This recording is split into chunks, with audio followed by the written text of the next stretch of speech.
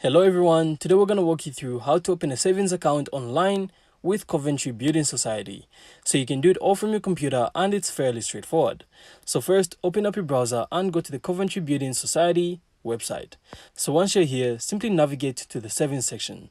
So this will then allow you to explore the different accounts they offer. So Coventry Building Society has a range of savings accounts like Easy Access Saver, Fixed Rate Saver, Cash ISAs, and Regular Saver. So simply pick the one that best fits your savings goals. So before you can start entering your personal information, you will then be asked whether you want a single account or a joint account. This determines whether one or two people will be named on the account.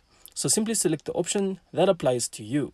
And after that, you then have to provide your personal information. So things like your full name, address, date of birth, email, and bank account for withdrawals.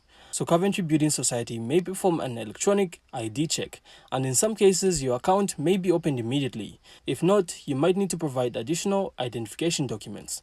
But once your information is submitted and verified, your account will then be opened. You also receive a confirmation email, and you can then start managing your savings online right away. And that's it. So I really hope you found this insightful, and if you did, make sure to leave a like and of course subscribe. Then we'll see you on the next one.